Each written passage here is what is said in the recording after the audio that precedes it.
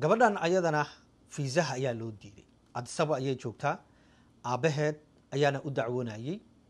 kiiskeedii waxaa la soo bilaabay 2015 shalay oo July 15 ay ku beegneed ayay tagtay balantii safaaradda Mareykanka ee Addis Ababa, waxaana loo sheegay in fiisa aan la siin kareynin. haddaba kiiska gabadhan muxuu ahaa? kiiska gabadhan wuxuu ahaa kiis aabaheed u dacwoonaya. aabaheedana waa US citizen. fiisaha loo xareeyay ama applicationka loo xareeyayna wuxuu ahaa I-130, laakiin gabadha ayaa baasboor Soomaaliya haysatay.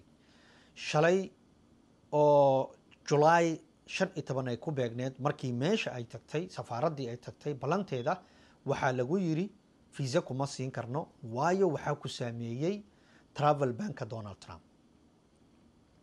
gabadhan kaligeed ma ahayn, marka qoys kale ayaa jiray ayagana loo dacwoonayay oo Soomaali ah, baasboorka Soomaaliya watay. ayagana isla sidaas ayaa lagu yiri, sida gabadha lagu yiri ayaa ayagina lagu yiri. haddaba marka waxaa muuqata in maamulka Donald Trump qofka ku dacwoonaya hadduu aabaha yahay, hooyo, xaajigaagii, xaajiyadaadii waxay ahaadaanba, haddii US citizen ay yihiin iyo haddii kaleba, mar haddii baasboorka Soomaaliya aad wadato in kiiskaagii la diidi doono. waxaas ayaa muuqda, sidaas ayaa inoo soo baxday haddaan aragnaa. sababtoo ah labadan kiis ee sabab ka dhacday markaa fiirisid xogta gabadhan ina la wadaagtay, hadda beri oo bisha 17 ay ku beegan tahay Kenya ayay soo aadi doontaa. Addis Ababa way ka soo tagaysaa because option kale u yaala gabadhaas ma jiro. markaa fiirisid marka kiisaskan waxaa kuu soo baxaya mar haddii baasboorka Soomaaliya aad wadato in kiiskaagii uusan sii shaqayn kareynin, fiisana lagu siinaynin.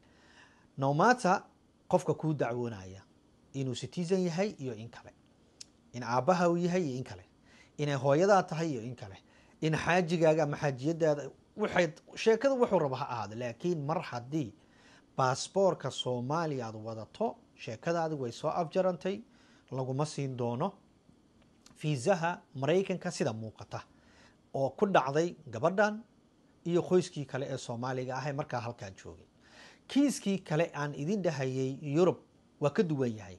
kiiskaasi ninkaasi baasboor Soomaaliya ma wadanin, laakiin wuxuu watay sharciga yar ee Yurub la iska siiyo ka hor intaadan qaadanin sharciga weyn ee Yurub. ma rabo wadanka inaan sheego, taas waa aan u qarinayo xogta, saas weeyaan. laakiin kiiska gabadhan Addis Ababa ayuu ahaa, shalay ayaana sheekada ay dhacday. ugu dambeyntiina waa loo diiday in fiisaha la siiyo. muuqaalkan qabo saxaabtaadii la sii sheergaree, qaybta shariika ku dhufo, like-tana inoo taabo. sidoo kalena haddii aad igu cusub tahay follow soo dhe, soo boqo YouTube, Facebook iyo weliba TikTok haddaad iga daawanayso. ku maasan tahay Shaaciye Wan Show inaad ka mid noqoto isla markaana aadna daawanayso. Thank you.